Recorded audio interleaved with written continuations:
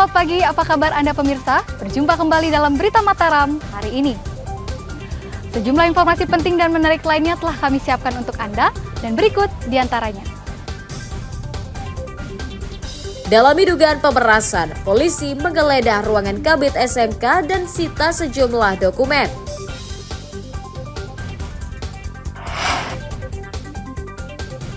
Razia rumah kos, polisi di Lombok Barat tangkap 8 penghuni karena positif menggunakan narkotika. Dukung terwujudnya digitalisasi produk UMKM, Kementerian Perdagangan kunjungi sentra kerajinan tenun di Lombok Tengah. Bersama saya Listia Widya, inilah Berita Mataram selengkapnya.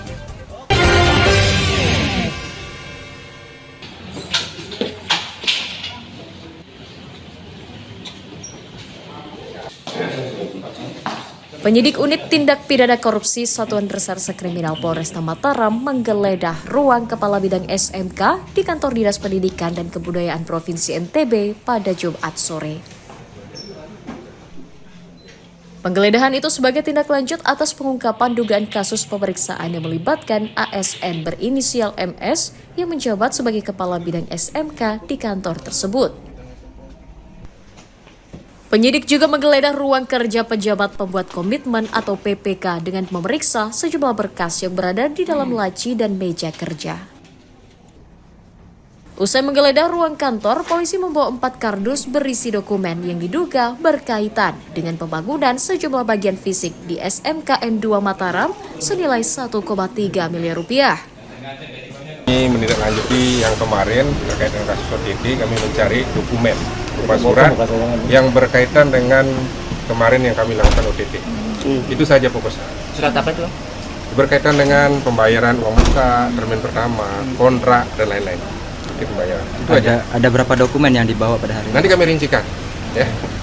Tadi ada Kabit tadi ke ruangan apa aja? Ke PPK, ruangan kabit, staf juga yang lain, Tadi ada pembangunan toilet, laboratorium sama sama RKB. RKB. Iya terkait proyek yang itu ya di Iya, SMK 3 yang Bang ya. SMA. Pemeriksaan gimana Bang? Pemeriksaan, Ya selanjutnya. ya sedang kami dalami lagi untuk pemeriksaan termasuk juga PPK nantinya otomatis berkaitan dengan dokumen yang kami sita. Kadisdikbud Bang. Nah, nanti kami rencanakan penonton. Selain menggeledah untuk mencari barang bukti dokumen proyek yang melibatkan pelaku, polisi juga memeriksa sejumlah staf Dinas Dikbud NTB sebagai saksi untuk melacak kemungkinan keterlibatan pihak lainnya dalam kasus tersebut. Untuk mempermudah proses penyelidikan, polisi juga telah menahan Kabid SMK berinisial MS setelah ditangkap pada Selasa lalu saat hendak menerima uang dari salah seorang rekanan proyek pembangunan gedung SMK. Dari Kota Mataram, Emi Kusuma melaporkan.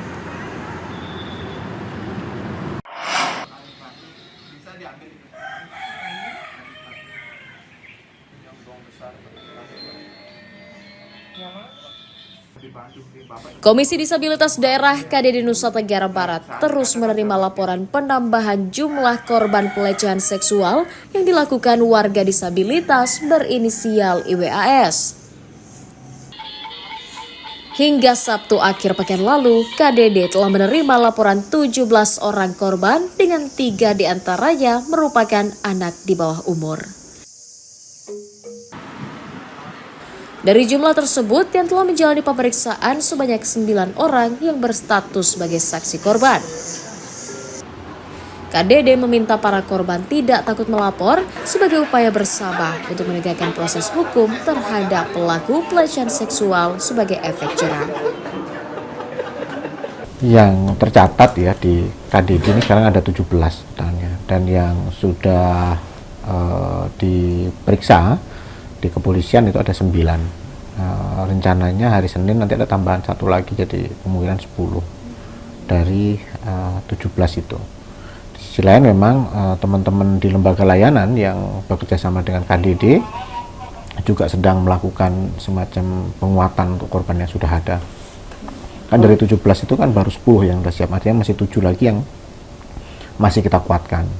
Apakah kemudian nanti dia akan membuat akan bersedia diperiksa atau tidak, tapi yang jelas itu sudah terkonfirmasi lah nama-namanya di mana dia gitu.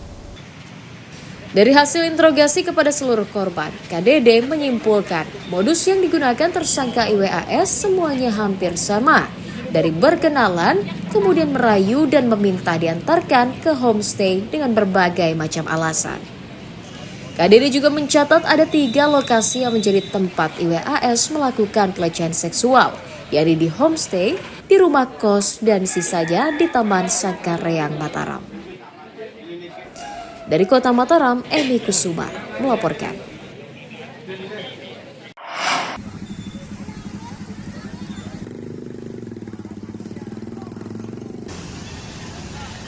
Unit Pelayanan Pelanggan PLN Cabang Selong Kabupaten Lombok Timur menginformasi gangguan jaringan listrik di puluhan titik memasuki musim penghujan sejak 2 pekan lalu.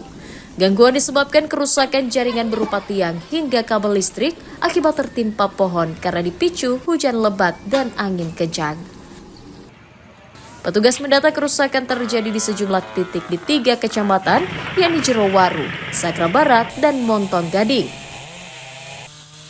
Selain terus melakukan upaya normalisasi jaringan yang terganggu, PLN juga menambah jumlah petugas di lapangan untuk mempercepat penanganan kerusakan. Dampak kerusakan kita ada beberapa seperti tiang roboh, Pak.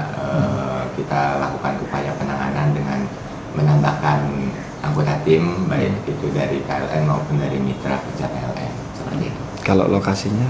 Lokasinya ada di beberapa kecamatan, Pak, seperti Jerowaru, Kecamatan Jerowaru, Kecamatan Sakra Barat, Kecamatan Montong Gading. Kalau bentuk penanganannya? Bentuk penanganannya kita upayakan penormalan baik prioritas yang mengganggu keselamatan umum dan dampak yang banyak dari masyarakat seperti itu.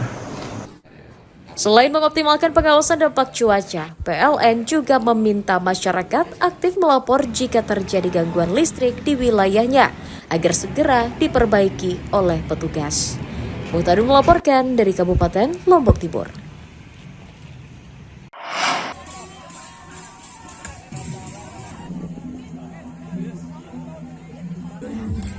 Dinas Ketahanan Pangan Provinsi Nusa Tenggara Barat terus menggelar pasar murah dalam program Gerakan Pangan Murah di sejumlah wilayah secara bertahap. Gerakan Pangan Murah di Kota Mataram salah satunya digelar di kawasan Islamic Center dengan melibatkan aneka kebutuhan pokok mulai beras hingga bumbu dapur dengan harga yang terjangkau.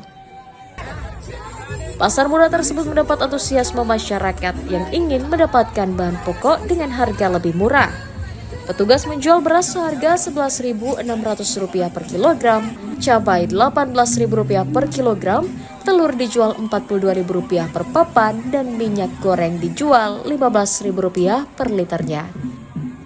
Kalau yang ada di Bulog itu 28.000 ton. Terus kita 281 ton. Ya, 28.000 itu cukup lah nanti Januari Februari sampai menjelang panen raya. Berarti tidak ada yang perlu dikhawatirkan oleh masyarakat. Tidak ada nih khawatir. Yang kita khawatirkan panik, kepanikan bahwa seolah-olah pangan atau bapok itu tidak ada atau berkurang. Itu yang dengan sehingga orang dengan spekulasi melakukan borong. Ini yang salah. Gerakan Pangan Murah diapresiasi warga dan berharap kegiatan itu digelar merata hingga akhir tahun nanti. Membantu masyarakat, apalagi ini berasnya lebih murah. Biasanya kan di harga pasaran itu kan kalau yang 5 kilo 75.000 kan 15.000 sekilo. Nah, dengan adanya kegiatan ini sangat membantu masyarakat. Ini jauh lebih murah juga. Ya, ini kan 65 ya. 65.000, jadinya bedanya 10.000. Selain mengatasi lonjakan harga pangan, Gerakan Pangan Murah diadakan pemerintah daerah untuk mengontrol ketersediaan bahan pokok memasuki liburan akhir tahun yang biasa dibarengi dengan melonjaknya harga kebutuhan. Hairul Amri melaporkan dari Kabupaten Lombok Barat.